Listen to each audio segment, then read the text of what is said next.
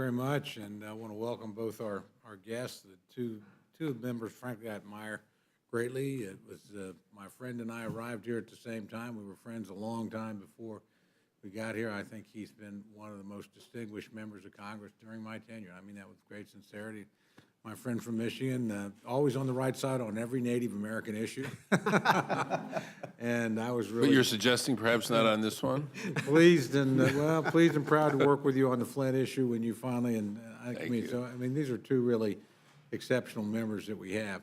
I'll make a couple of comments. You know, we all, or quite a few of us on this panel lived through of course, we all lived through, but lived through in Congress, the Great Recession. And that was an extremely difficult decision as to what to do. And by the way, Mr. Chairman, you were exceptional today on Morning Joe. Let me just add that for the record as well. I saw that green tie and thought I would follow suit. But, you know, in that particular instance, it's interesting to me because we had bipartisan coalition for the quote-unquote bailout, TARP, Troubled Asset Relief Program, and a bipartisan coalition against it.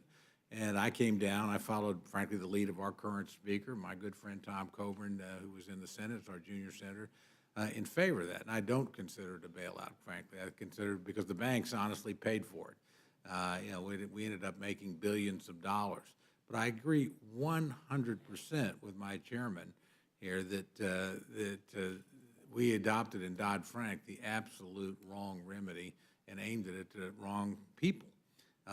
You know, I used to like to say when I was at home, I don't think anybody in Oklahoma, certainly nobody in any Oklahoma financial institution, had anything to do with the collapse that we went through. It was centered in Wall Street and centered in large banks.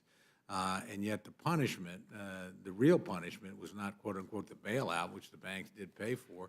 It was this legislation, in my view, Dodd-Frank, that came out of the crisis itself. And I'll give you two examples from small banks in my district. One is called Vision Bank in Ada, Oklahoma. It's about a $140 million bank. A gentleman there that's the president's named Jim Hamby. He's been a good friend of mine for a couple of decades. And I remember not too long after this walking into this Main Street bank of $140 million and him showing me a line of 7 cubicles, 2 on each side, 14 people. And he said, Tom, these are the people that I had to hire because of Dodd-Frank. They don't make me a dime. They don't save me a dime. And then he gave me story after story of how hard it was to make loans for homes, how difficult it was to help young entrepreneurs that were struggling. He said, these are people I know. I mean, I can make character loans. I can't do that anymore, basically, here. And so it's a really, really difficult thing for us in this community. It's slowed down our recovery and our growth. And then afterwards, I went to an even smaller bank, a place called Allen, Oklahoma. Allen, Oklahoma has 1,000 people in it. Most important person in that town is named Debbie Reinhardt. She's the president of the family bank, and she worked herself up from being a teller to finally the president. I walked into her office one day, and there were stacks of paper like this high all around her. And she said, this is what I hate about my job. I used to be able to be a banker. Now I'm a regulator almost every single day. This is the kind of person that makes this little town go around. If you walk down Main Street with her, she knows every person she sees. You know, it's the only bank in this little community. She feels very strongly, obviously, if this bank went the way of so many other family-owned bank and small community banks that my friend mentioned, there's not going to be another bank in that town. Nobody's going to put one in a town of 1,000 residents, and they're going to have to drive 30 miles to the nearest, you know, somewhat larger city and get their banking there, and nobody will know them like she knows them. Nobody will be able. So I see this over and over and over again. I remember when we were discussing this legislation was passed, and there was some chagrin on our side about, well, we'll be cast as the tools of the big banks, which I guess we're being cast on again. I think it's exactly the opposite.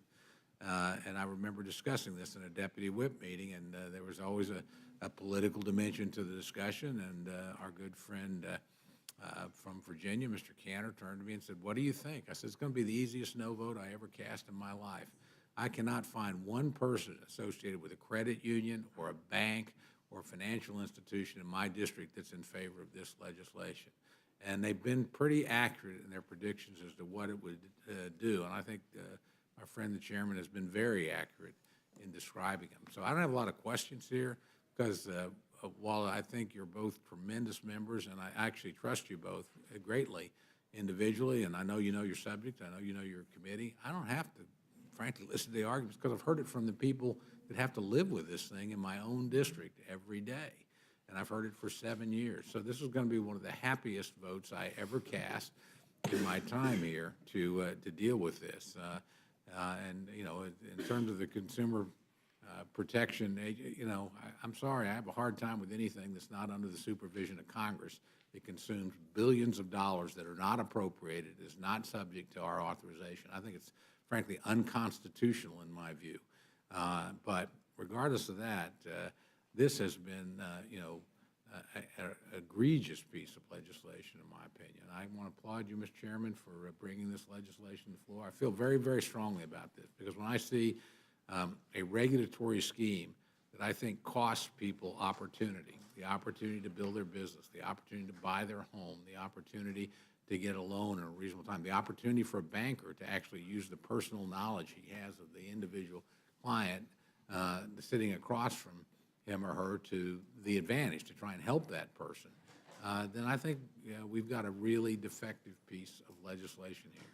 I like particularly in this legislation your feature that you put in that, hey, you want out a lot of these regulations? Great. You just maintain a higher capital ratio on hand. That's a great idea.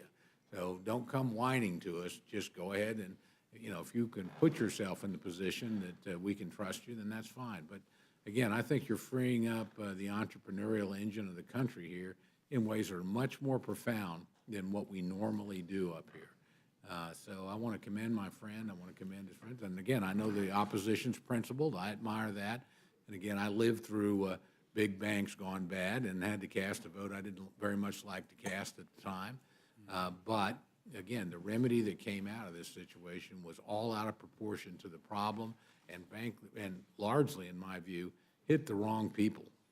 You know, and so this is a step in the right direction. It'll be interesting to me to see in the Senate what happens, because I think if our constituents, at least in my part of the world, listen, or if our members listen to their constituents, this is a very easy vote to cast for most of us. Most of us don't represent gigantic banks. We certainly have substantial banks in the state of Oklahoma, but nothing that would pose a systemic threat to the economy of the United States. And I think federal government has proven it actually knows how to wind down banks like that to get in problem and do them in a responsible way.